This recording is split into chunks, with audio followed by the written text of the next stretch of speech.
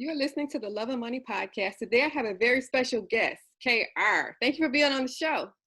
Well, thanks for having me. I'm so fired up just to converse about my story, converse with you about business in general, so it should be fun. Okay, I'd like to start off by asking you to tell us who you are and what do you do? Well, my name is KayR. I grew up in Philadelphia, 6 siblings, single parent household. My mother was raising us. At one point in my life, we were so poor that we lived on both sides of the same street on Walton Avenue, on the uneven side and on the even side within the same year. So I remember those stories very vividly because I remember overhearing some of my friends when I was in middle school, and they were like, KayR, they were out there last night doing a big cookout, and it's like 15 inches of snow outside.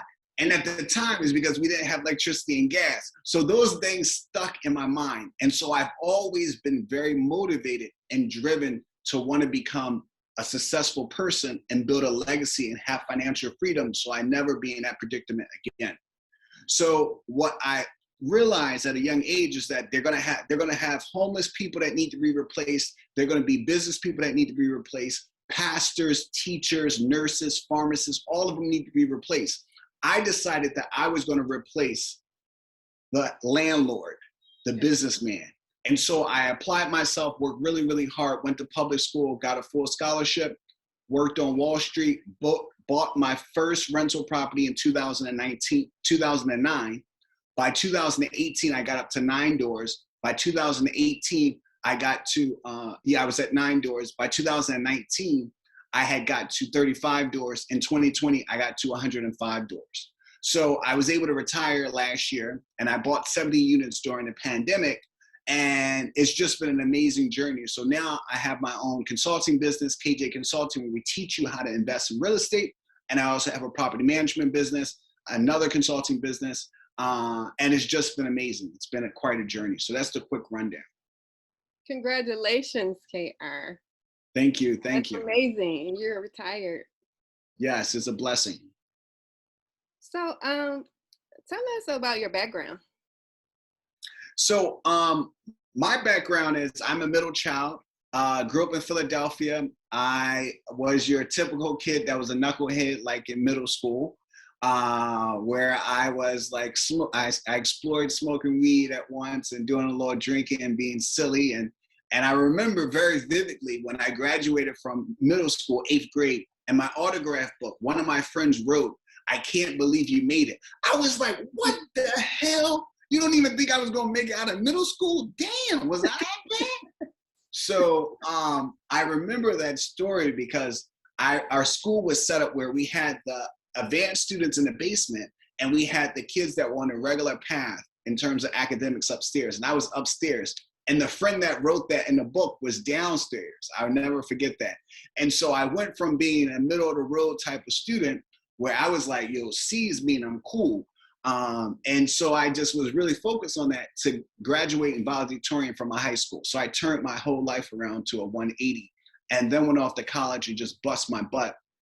And the plan was I wanted to get that intellectual capital. I wanted to get that social capital and then get that financial capital. Intellectual capital, I mean, I was educate myself, reading books, becoming really educated. And then the area of social capital, build those relationships. And then I was able to get that financial capital, whether working or understand how money worked. And so that's pretty much was the background. And then I went to Wall Street to learn how to do finance, understand business. And then I analyzed US home builders, UK home builders, and financials. And so I was able to take all that knowledge that I learned working for a corporation and going to a leading college.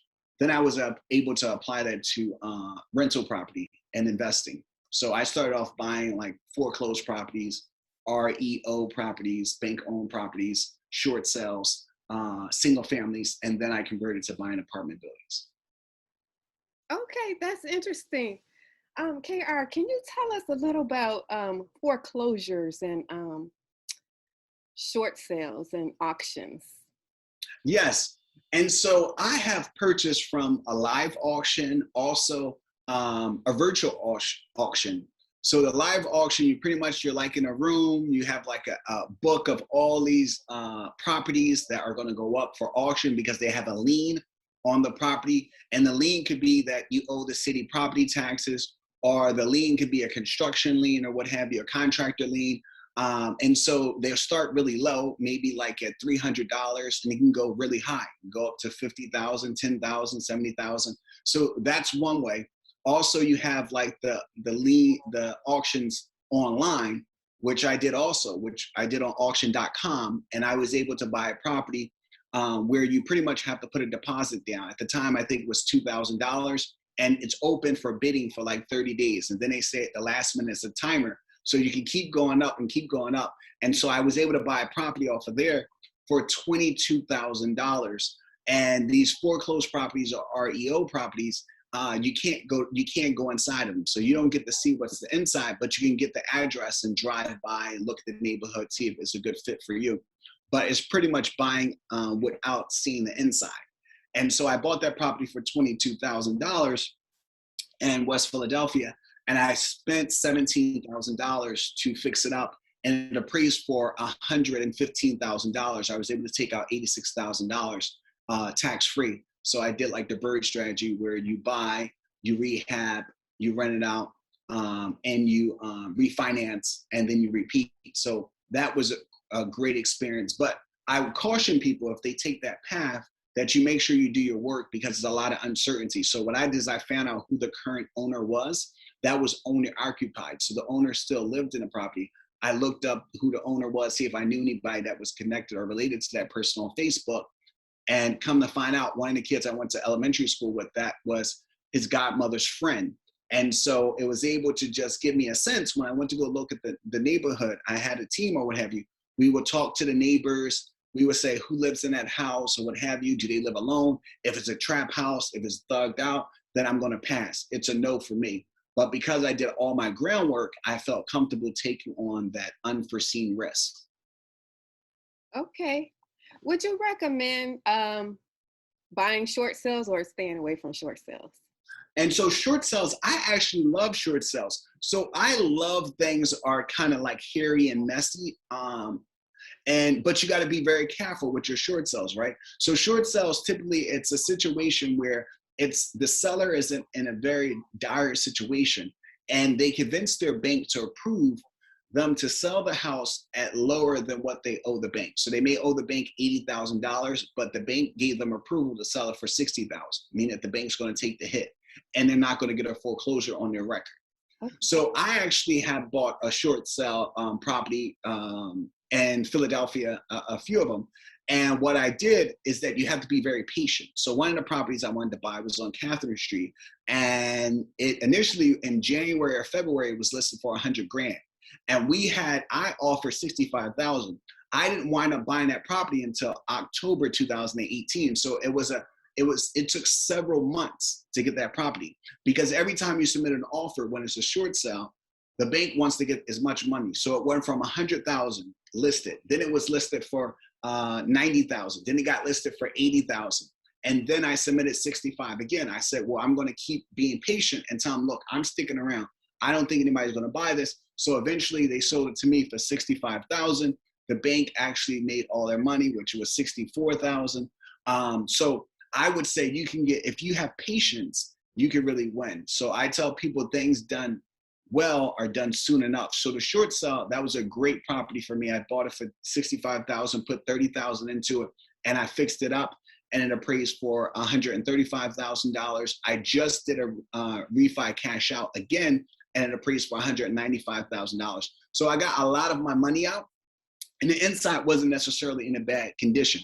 So sometimes you have these short sales. Another short sale I did, that it was already tenant occupied, and it didn't take that, it wasn't a full gut. So I would say if you could find short sales and you have patience, you should go for it. If you're in a hurry, then a short sale is not for you, because you can wait several months, even a year or 2 years. And the thing about the foreclosures, be very mindful that with the foreclosure, many times the seller, the person that got the property foreclosed on them, they can come back and take the property if they can pay off that loan within a year. So that's the difference between like the foreclosures versus the short sales. The short sales is definitely yours. The foreclosure, it may be a whole year that um, you have ownership with some strings attached, so the seller can come back. So I make sure that if I do buy it from as a foreclosed property, I try to do as much homework on the current seller, the person that's selling it. Of course, it's the bank, but I want to make sure that family cannot come back and just take the property, or you can just wait for a whole year before you do any massive renovations, because you may have to get the property back. They can pay back the lien. Oh, that's good to know. I had no idea with strings attached. Yes. Foreclosure. Yeah. Okay, KR, I'm going to go back and ask you about as far as the wealth mindset. Where did you get your wealth mindset from? Where did that come from? So for me, when I was like in elementary school and also in middle school, my mother, she was very passionate. She a great woman, loved us dearly, but she was a poor manager of money. We were always having to move because we couldn't pay the rent, or we had certain issues and electricity, utility bills. So that just made me very cognizant of the fact that I'm surrounded by people who have big hearts and poor money management skills. Also, my local church used to always say, we're raising money for the building. Also, like there was a restaurant called Big George's across the street from one of the houses I lived in. Even Bill Clinton went to eat there in West Philadelphia. It got shut down because the management was not really good. And so for me, I became fascinated about money management, wealth management, and real estate. So at the tender age of 14 years old, I started to spend time at the University of Penn bookstore on 36th and Walnut. And I would just go there whenever I wasn't working and just read books. First with Intelligent Investor, then I started reading books about money management and real estate and magazines, Forbes, Fortune, and the Wall Street Journal paper. And so then it really started to open up my eyes and my mind. And that's how I became really fascinated with wealth management. Okay. I've heard about the book Intelligent Investor, but I haven't read it yet. And so I started understanding like stock management, how do you pick stocks and things of that nature. And what we talk about at KJ Consulting is a lot of people talk about generational wealth. And what I mean by that is I buy a house, and generational wealth is kind of like a north to south thing, where I buy a house and in 40 years, my children will be able to inherit a house, and then they'll have wealth. What I like to focus on, what we focus on at KJ Consulting, is transformational wealth. And what I mean by that is I'm talking about left to right, left to right. And so for instance, once I became established in real estate, what I did is I convinced my brother to go get his real estate license. So if I do $1 million deal, he's getting a 3% commission. He gets $30,000. And what happens is he can take that money and buy a house for himself and also his wife and his 5 children. And now they're able to live in a better school district area and able to create wealth. But not only that, he works on another deal with me, gets a big commission. He's able to gift his in-laws $8,000 to help with their down payment. So therefore, they're no longer renters, but now they live in a duplex. So now they're landlords. So what happens is transformational wealth happens today, not 50 years from now. My business partner in 2018, he wasn't a millionaire. He owned 0 rental properties. Now he owns 60 doors. So the goal that I like to focus on, people say, where do you want to be in the next 5 years? You want to own 500 units, 1,000 units? I said, no. What I'm focused on is transformational wealth. For my students and my friends and my family, that's my legacy. I want to be able not only to eat, I don't want my friends just be able to eat in the same zip codes as me. I want them to be able to live in the same zip codes as me, to have that option. And so that's what we really talk about. We're talking about this transformational wealth. Okay, sounds good. KR, tell us a little bit about your business. And so one of our businesses are KJ Consulting. And what that business is, so I started working with students many years ago, but Jody was one of my top students. And he had said, hey, look, KR, I know you're super busy. How about how you had gave me private instruction, working with me one-on-one? How about we design a platform to start educating the masses and people around the country? And so what we did is we created KJ Consulting in August of 2020.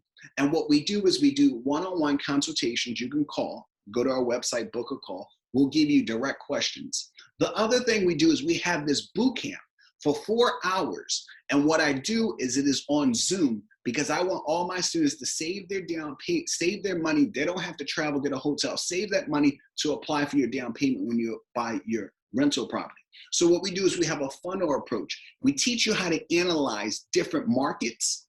So I have students that invest in Columbus, Ohio, and Indiana, and Georgia, and Maine, and Massachusetts, and Pennsylvania. So we teach in many other places. We teach you how to analyze different markets. Then we teach you how to analyze 1 to 4 unit rentals, which is like a 1 single family, a duplex, fourplex, triplex. Teach you how to analyze that. But we also teach you all the key terms, and we give you a list of all the key questions to ask the property manager, to ask the mortgage broker, to ask the lender, to ask the real estate agent, to ask the hard money lender. We give you those questions so that you're prepared. But not only that, we're going to give you access to Jody and I and the rest of my team and my network around the country at no additional cost. We're going to actually do once a month check-ins for the next 12 months. So that we offer that course, and that course is coming up early November, I think November 6th. And that is going to be that's $349, one-time cost. We don't nickel and dime people. And they say, you're crazy, KayR, you're giving away too much sauce. I said, well, guess what? You can have the hot sauce, you can have the jelly, whatever you need, because I already have enough. And so the other thing we do, besides the one-on-one consultation and the 4-hour boot camp that has 12 months check-ins afterwards, we also do a masterclass on apartment analysis. And that is going to be on November 20th. And that is a 6-hour course where I give you case studies that are real deals that Jody and I worked on. And it shows you step by step. How do you get the funding? How do you communicate with the banks? How do you analyze deals? How do you do the underwriting? And that is a real hands-on course. And that course is November 20th. And you can click the link in our bio on IG, KJ Consulting, and you'll be able to get access to those 3 things. Where we have the course, we give you consultation. The other one is our basic course, which will teach you the fundamentals to investing in 1 to 4 units. And then we do 5 units and up, our apartment masterclass. Okay, KayR, that sounds good. Can you mention briefly, you're retired now, but when you were working, some of the places that you worked, like you mentioned Wall Street? Yes. So I worked on Wall Street. I actually worked at Goldman Sachs. I worked another place, and I did investment banking in the consumer retail group. So I got exposure to mergers and acquisitions. I got exposure to financing deals. I got exposure to industry work. I also, another place I worked at Cereals Capital Management, a hedge fund, $3 billion hedge fund. I worked at another $1 billion hedge fund in Boston. I also worked for SunTrust, Robinson, Humphrey, but now it's Truist. So that's a few places that I worked, but I interned throughout college as well. I worked at American Express. I worked at Credit Suisse. So I had a quite Prudential Securities. I had quite the experience. Okay, KayR, what is your favorite book? Actually, I'm glad you asked because I always tell people my favorite book. Actually, all my favorite business books, if you go to KJ Consulting, KayJayConsulting, you'll see all my favorite books listed. So we list my favorite books on a regular basis. But personally, I love the Bible. I love reading the Bible. But my favorite business books and books about life and management and leadership, they're on the KJ Consulting page. Okay. KayR, one last question. What advice would you give somebody brand new who wants to get into this? So I always tell people, one has to know oneself. So the number one thing you have to do is you have to make a decision. Am I going to be coached or am I going to be self-taught? And if you're going to be self-taught, you have to come up with your own curriculum. And that means that you're going to learn from your own experience and your own mistakes. But if you decide that you want to be coached, I recommend, and I tell people, if you want to be a great swimmer or football player, you have to join, I recommend you join a great swimming team or a great football team.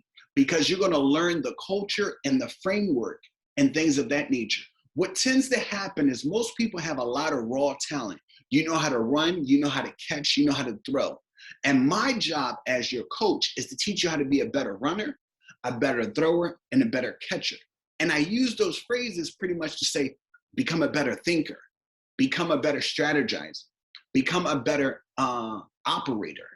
So what I tend to tell people is if you decide to be coach, go find a coach that has a global mindset, an abundance mindset, that's going to be able to teach you, but also be willing to pour into you and not be insecure about his or her ego. And so you want to make sure your coach actually has a track record. You can ask them for receipts, and that pretty much says what properties you own. I can look you up. And you want to make sure that that coach actually has some credentials. I think so, and has integrity. So once you figure that out, and in real estate, you got to realize where you're starting. Most people need 2 out of 3 things to be successful. You either need to have knowledge, or you got to have money, or you got to have grit. And grit is just having a passion to follow through and pursue your long-term goals and not quit. So when I first started, I didn't have money. So I focused on getting the knowledge, and then I focused on working on the grit part, not willing to quit over anything that comes my way. So no matter what comes your way, keep swinging, coming out the corner. So I would recommend that young person, if you want to be coach, find a good coach. If you don't want to be coach, come up with a game plan to teach yourself.